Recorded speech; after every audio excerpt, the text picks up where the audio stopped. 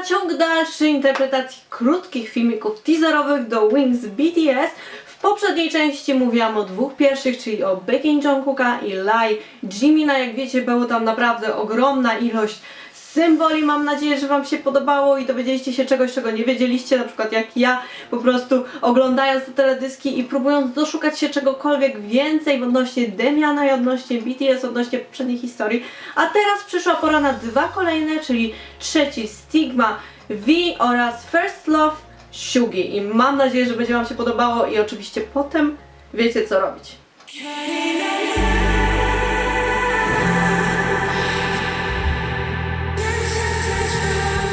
Stigma, czyli trzeci filmik, krótki filmik teaserowy do Wings, oczywiście także zaczyna się cytatem z Damiana.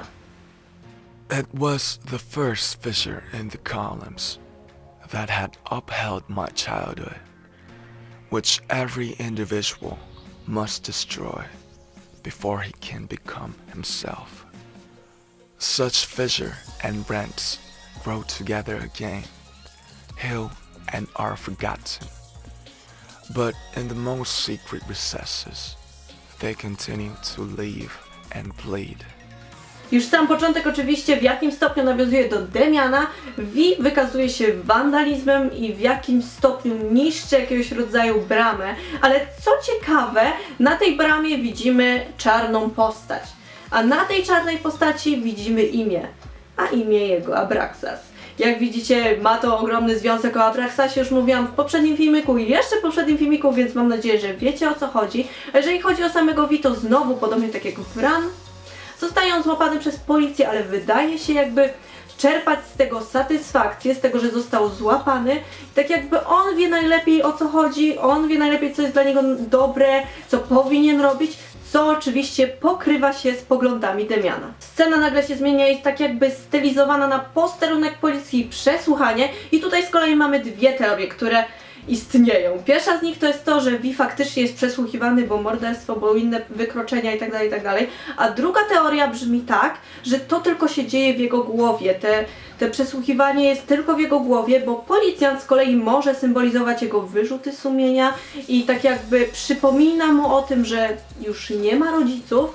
Cały czas jakby to dzieje się w jego głowie, przewija się ta myśl i po prostu uświadamia mu jakby tak naprawdę co uczynił. Jako że ta jego wyobraźnia, te jego wyrzuty sumienia podsyłają mu te myśli, że już nie ma rodziców i to w jakimś stopniu z własnej winy, on popełnia inne, mniejsze wykroczenia właśnie jakby, żeby nie myśleć o tym, że zabił własnego ojca. Później widzimy, jak V ucieka prawdopodobnie przed własnym sumieniem, przed konsekwencjami, przed tymi myślami, przed tym, co zrobił.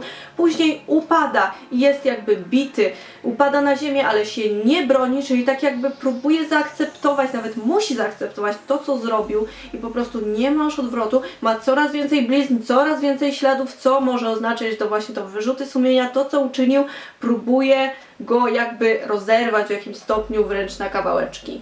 Wokół V prawdopodobnie widzimy ostatni moment z jego matką albo ostatnie zdjęcie z jego matką i właśnie przez to jakby pojawiła się teoria, że to ojciec zabił matkę i przez to właśnie, że V mówi, że nie ma rodziców, więc możliwe, że ojciec zabił matkę, a V zabił ojca. Widzimy wspomnienia V, kiedy to leży na podłodze i przytula matkę lub siostrę, za nimi siedzi ojciec, kompletnie pijany i pyta też, dlaczego wtedy mi to zrobiłeś?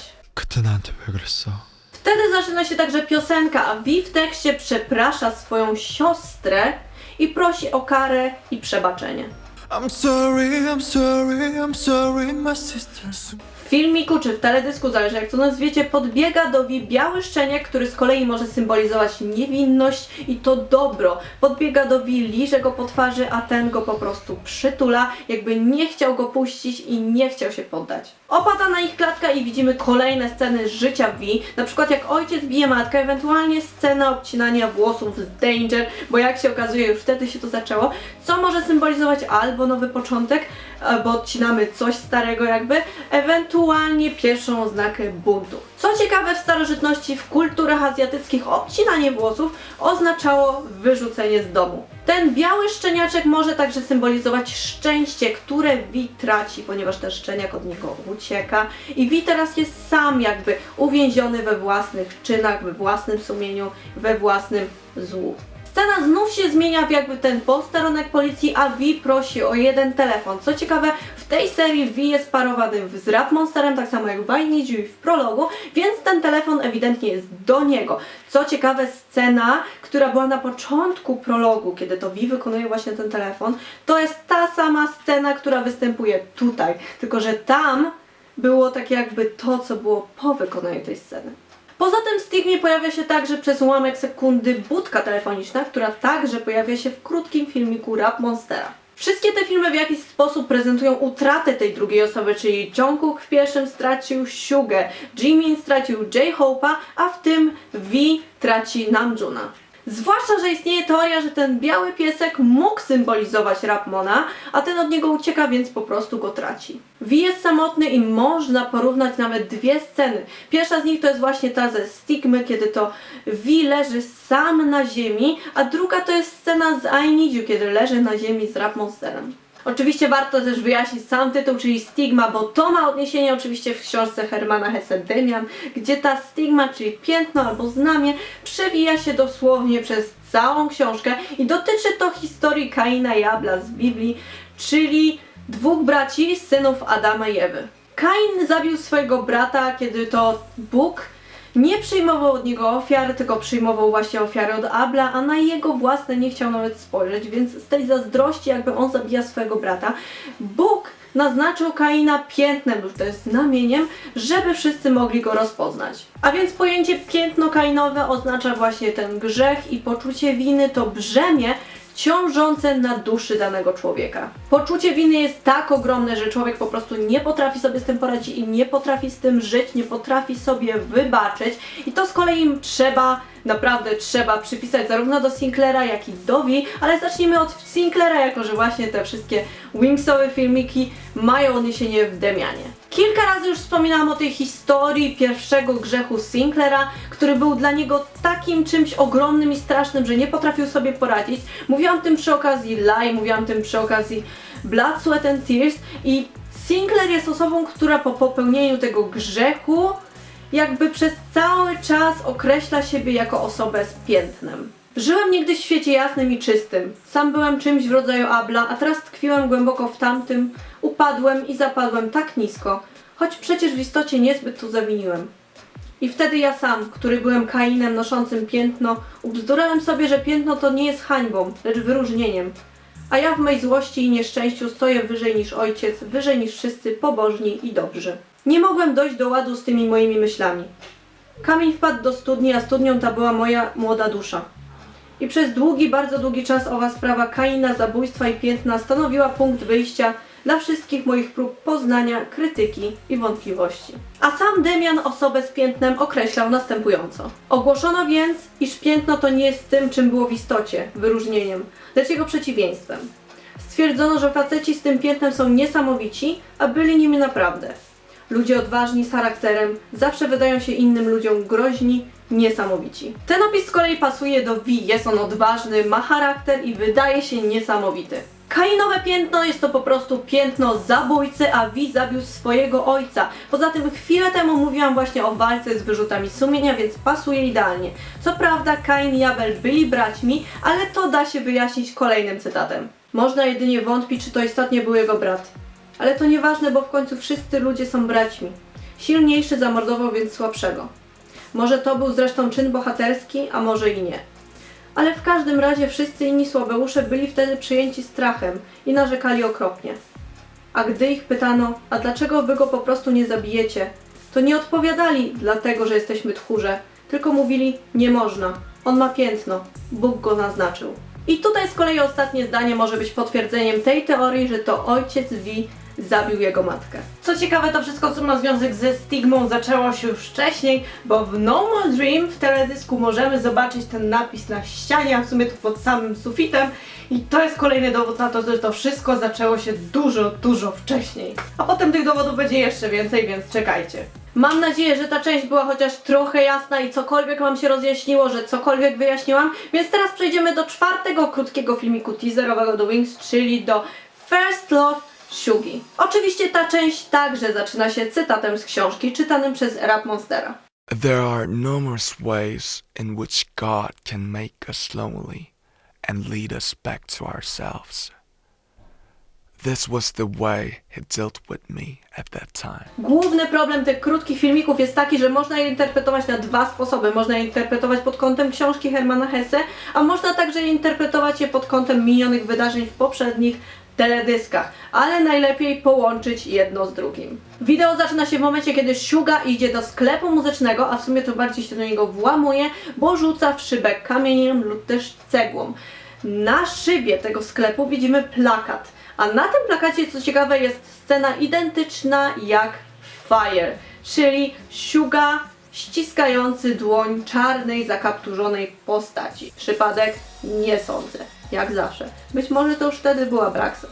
Włącza się alarm, co jest dość logiczne, bo Suga włamał się do sklepu, ale ten alarm może symbolizować po pierwsze albo złość i agresję, po drugie albo jakieś ostrzeżenie przed tym, co nastąpi później, ewentualnie może przypominać scenę z motelu Sugi i tą scenę, kiedy to Jungkook został potrącony przez samochód, czyli to czerwone światło, które wtedy się pojawiło z okna. Suga siada przy pianinie i zaczyna grać, ale zastyga jakby w bezruchu, co od razu nam się kojarzy ze sceną z Demiana. Siedział całkowicie nieruchomo. Zdawał się też nie oddychać. Usta jego wydawały się wyrzeźbione z drewna albo kamienia. Twarz jego była blada, równomiernie blada jak kamień. Kasztanowe włosy wydawały się w nim całym najbardziej żywe. Ręce leżały przed nim na ławce pozbawione życia, bez ruchu, jak przedmioty, jak kamienie lub owoce. Blade i nieruchome, niezwiotczałe przecież, tylko przypominające mocne i solidne osłony ukrytego w nich silnego życia. Teraz oto całkowicie ukrył się w samym sobie. Wyczułem, zdrygając się, i nigdy nie doznałem dotąd uczucia takiej samotności, jak w tej chwili. Nie miałem z nim już nic wspólnego. Był dla mnie nieosiągalny, bardziej odległy, niż gdyby znajdował się na najodleglejszej w świecie wyspie. Suga nagle słyszy gwizd. To jest ten sam gwizd, który był w krótkim filmiku Jungkooka w Begin, co z kolei od razu potwierdza ich połączenie.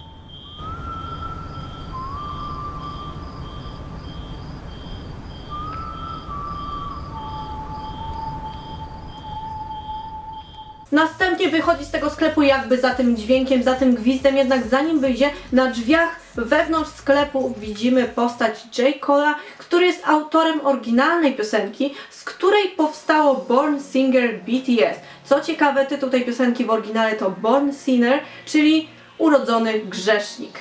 Co z kolei ma się naprawdę bardzo do tego całego konceptu przemijającej młodości, tych grzechów, zła i dobra. I ja mam wrażenie, że za chwilę się okaże, że te wszystkie teorie to powstały już w momencie, kiedy BTS było w przedszkolu albo w żłobku. Jeżeli chodzi o postać J. Cole'a, to BTS bardzo szanuje go jako artystę, jest dla nich inspiracją i już w piosence Hip Hopville J-Hope stworzył następujący tekst. 내 세상을 만들기 전에 거울 그가 금요일 밤을 비출 때부터 더 영감을 받고 써가는 고건행. Ale wracając do Sugi, nagle znajduje się on na ciemnej drodze, rozgląda się i chodzi, jakby kogoś albo czegoś szukał. Nagle pojawia się samochód. I tutaj mam wrażenie, że już dobrze wiecie, o co chodzi, bo to jest nawiązanie do tej sceny, kiedy to Jungkook właśnie został przez samochód potrącony, z tąże różnicą, że Suga zdążył się odsunąć w porę, zanim został potrącony. Następnie właśnie słychać taki dźwięk rozbijania się samochodu i pojawia się cytat z piosenki Puff, której tytuł jest bardzo adekwatny do tego, gdzie Suga w tym danym momencie się znajduje. 난 달라졌을까 다른 길을 택했다면 멈췄어 뒤돌아봤다면. I ten cytat można zrozumieć jak zawsze w różny sposób, aczkolwiek dla mnie jest to nawiązanie do kłótni Jungkooka i Sugi z ran. Suga ma wyrzuty sumienia, dlatego że się pokłócili, że to przez niego Jungkook wtedy wyszedł i po prostu potrącił go samochód. Czego potwierdzenie z kolei macie w poprzednim filmiku, kiedy mówiłam o pianinie, o ogniu, o tym, że człowiek, który się podpala, jest to człowiek, który ma wyrzuty sumienia i dla niego to jest pewnego rodzaju podświadoma kara i pokuta. Gdy ten cytat znika, na ziemi, na tej ulicy, na tej drodze widzimy ogromną plamę krwi, która wydaje się naprawdę brutalna, jeżeli chodzi o te filmiki. Suga puszcza się biegiem jakby za tym samochodem i dociera znów do tego sklepu muzycznego, widzi, że ten samochód się tam rozbił. I to jest ten moment, w którym rozumiemy, skąd się wzięła scena z płonącym pianinem, bo on nagle zaczyna płonąć. To jest scena identyczna jak w pierwszych dwóch filmikach, czyli w Begin i w Lie. Co prawda w internecie można się doszukać naprawdę ogromnej ilości teorii i symboliki pianina i ognia, ale tu się zaczyna naprawdę ciekawa rzecz, bo co prawda Jungi był w dopie strażakiem, ale na przykład tradycją pilotów myśliwca jest podpalanie pianina jako pożegnanie przyjaciela. I to miałoby sens, jeżeli spojrzymy na to właśnie z tej strony, że to Cookie nie żyje, ewentualnie weźmiemy pod uwagę kolejną teorię, która pojawia się w internecie, czyli to, że to pianino jest identyczne jak to, na którym Cookie grał w Danger. Czyli znowu, to się zaczęło dużo wcześniej.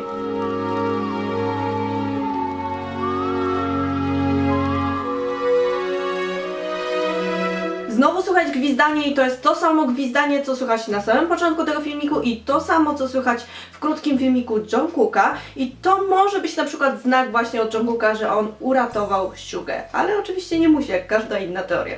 Może także oczywiście, a nawet chyba powinno, jakby na to tak spojrzeć, nawiązać do Demiana po raz kolejny, bo to gwizdanie było czymś, co zabierało Sinclaira w ten świat grzechu i kłamstwa i może stąd właśnie powiązanie Siugi z Jiminem, ale o tym za chwilę. Najpierw cytat. Słyszałem go odtąd tak często, iż wydawało mi się, że słyszę go niemal nieustannie. Nie było miejsca, zabawy, pracy, myśli, w które nie wdzierałby się ów gwizd, uzależniający mnie tak bardzo, będący obecnie moim losem. Pod wpływem dziwnego jakiegoś popędu podejmowałem teraz chłopięce zabawy z dawnych, minionych lat. Bawiłem się niejako w chłopca młodszego ode mnie, chłopca, który był jeszcze dobry, swobodny, niewinny i otoczony opieką. Lecz w połowie owej zabawy, zawsze oczekiwany, a jednak zawsze straszliwie przerażający i niespodziany, rozlegał się skądś gwizd Kromera. Przerywał nić, niweczył moje fantazje. Musiałem wówczas iść, musiałem wędrować za moim dręczycielem na miejsca złe i brzydkie. Tak więc jak widać mamy tutaj potwierdzenie tego, że ten gwizd sprowadzał z powrotem Sinclaira na ten zły świat i on w tym momencie żegnał się z tą swoją dobrocią, niewinnością, pojawiało się kłamstwo i grzech. Ale co do połączenia Siugi i Jimina, bo takowe istnieje, to jest bardzo ciekawa sprawa, bo pod koniec znowu pojawia się logo. Logo Siugi oczywiście wygląda jak pianino, przynajmniej moim zdaniem wygląda jak pianino, ale nachodzi na logo Jimina, czyli te logo w jakiś sposób się łączą. Poza tym tych połączeń jest dużo więcej. Na przykład w Blood, Sweat and Tears oni mieli te sceny razem, Siuga zawiązywał Jiminowi oczy, ewentualnie nawet zdjęcia teaserowe. No oni na zdjęciach teaserowych są razem. Poza tym u Siugi występuje w krótkim filmiku teaserowym ta wanna, a u Jimina pojawia się to płonące pianino, więc jest między nimi jakaś więź, jest jakiś związek, do którego trzeba po prostu dojść. Oczywiście pierwszą taką myślą może być połączenie tytułów, czyli połączenie tytułu Lie z tytułem First Love, co po prostu daje nam to, że pierwsza miłość jest kłamstwem. I to może mieć na jakiś sposób właśnie taki sens i nawet brzmi całkiem logicznie. Oczywiście mówiąc już o tytule tego filmiku, czyli First Love, tutaj chodzi o Siugę i o jego pierwszą miłość, czyli zresztą, jak można sugerować po samym filmiku, jest to muzyka, jest to pianino. Zresztą on sam o tym gdzieś mówił, więc to jest dokładnie to, o co tutaj chodzi. Ale dlaczego jest kłamstwem? Jeżeli chodzi o drugą taką myśl, dlaczego Jimin i Siuga mogą być połączeni, to gdzieś tam w zakamarkach swojego umysłu znalazłam Min Yoon-ji. Nie uważacie, że to ma ogromny sens? Oni już wtedy, oni zawsze, oni po prostu ciągle dają nam jakieś wskazówki i to też na pewno była jakąś wskazówką. Jest jeszcze taka ciekawa sprawa, bo wczytałam się w tekst książki po tym cytacie czytanym przez Rap Monstera i to, co tam znalazłam, pasuje idealnie do tego filmiku i nawet do akcji, która się tam rozgrywa, więc sami się przekonajcie. Wszystko to było jak zły sen. Widzę siebie poprzez lekkie owe brudy, rozbite kufle od piwa i cynicznie przegadane noce. Omotanego tym złym snem, nie mogącego zaznać spokoju, udręczonego, pełzającego po wstrętnej i nieczystej drodze. Istnieją takie sny, w których po drodze do królewny brnąć trzeba przez brudne kałuże, tkwić w zaułkach pełnych śmieci i smrodu. Tak właśnie było ze mną. W taki oto niezbyt elegancki sposób skazany zostałem na samotność i na zbudowanie pomiędzy sobą i dzieciństwem moim zamkniętej już rajskiej bramy, pilnowanej przez nieubłaganych, a surowością jaśniejących strażników.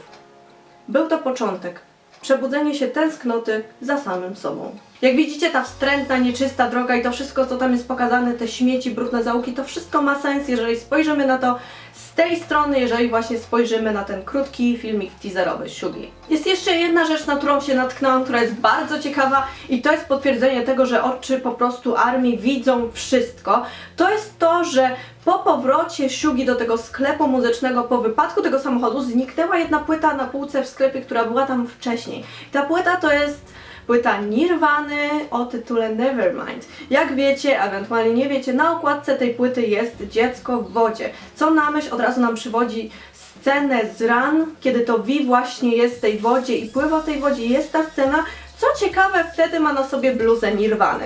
Przypadek? Nie sądzę. Tytuł tej płyty to Nevermind i gdzieś tam w tyle głowy miałam zakodowane, że gdzieś to Nevermind się pojawiło, gdzieś było zapisane, gdzieś był ten napis i to nie raz i nie 10, aczkolwiek całkiem logiczne by było, gdyby ta osoba, która miała jakiś związek z tym Nevermind, miała też coś wspólnego właśnie z wodą i z tonięciem, więc wpisałam w Google BTS Jimin Nevermind i wtedy mnie olśniło. Jimin miał Nevermind wytatuowane, był to sztuczny tatuaż, wytatuowane gdzieś tutaj pod pachą na boku podczas gali Mama. To jest bardzo pamiętny czas dla ARMY, bardzo pamiętna scena dla ARMY właśnie ze względu na to, co Jimin tam zrobił, aczkolwiek on miał na sobie napisane Nevermind, czyli to już się zaczęło dużo wcześniej. A poza tym nawet na koncercie BTS to Nevermind się pojawiło zarówno na koszulce Rap Monstera, jak i na koszulce V. A że to jest na koszulce V, to już wszystko jasne. Jak widać, BTS potrafi zniszczyć ludziom życie i się okazuje, że to wszystko, co widzieliśmy wcześniej, nawet sztuczny tatuaż Jimina ma jakieś odniesienie w nowych filmikach i wszystko ma jakiś sens, tak samo jak fragmenty z No More Dream, fragmenty z Danger, wszystko ma sens, ale do tego dojdę w późniejszych filmikach. Ale teraz, co ciekawe, jeżeli chodzi o Nevermind, to jest to także tytuł intro do płyty Wings. Co ciekawe, jest w całości wykonywany przez Shugę, czyli od razu łączy się z tym krótkim filmikiem teaserowym, szczególnie, że opowiada o sukcesie, o dojrzewaniu, o nieprzejmowaniu się zdaniem innych itd., więc można to sobie przypisać temu właśnie filmikowi i tekst jest naprawdę świetny, więc polecam, chociaż troszeczkę wulgarny, jakby to można było określić, ale to Suga, więc to jest całkiem normalne i naprawdę niesamowite, ale te teksty w tej piosence naprawdę pasują idealnie. Na przykład mam dwa takie wersy, które można by było przypisać temu filmikowi. Pierwszy z nich to biegłem patrząc przed siebie. I od razu tutaj mamy przed oczami Sugę, który biegnie przed siebie. A drugi wers to jeżeli czujesz, że za chwilę się rozbijesz, wciśnij gaz do dechy. No i tutaj mamy scenę z samochodem, który się rozbija, ewentualnie który chciałby wjechać w Sugę. Więc jak widać, wszystko ma sens. I wszystkie teledyski, wszystkie teksty, wszystko co ma związek z BTS jest naprawdę przemyślane. Ja jestem pod ogromnym wrażeniem. Szczególnie tak jak już mówiłam w poprzednim filmiku, że Big Hit nawiązuje do takich dzieł jak Demian i do takiej filozofii jak Nietzsche, do nihilizmu i do wszystkiego. To jest po prostu coś niesamowitego. Mam nadzieję, że ten filmik Wam się podobał. Może był trochę za długi, może być trochę nawet za krótki, ale to zależy od Was. Jeżeli jest coś, czego nie zauważyłam, czy to na przykład kolejna znikająca płyta, albo włos Shugi w drugą stronę, ewentualnie klawisz pianina wykrzywiony, czy cokolwiek innego, to dajcie mi znać w komentarzach. Ja kocham czytać Wasze komentarze i na nie odpisywać, bo to jest coś niesamowitego. Okazuje się, że ja czegoś nie zauważyłam, cały internet czegoś nie zauważył, a Wy to widzicie i ja potem mogę z tego skorzystać i tworzyć kolejne filmiki, więc mam nadzieję, że zobaczymy się w kolejnym, który będzie opisywał kolejne filmiki, krótkie filmiki teaserowe. Do zobaczenia!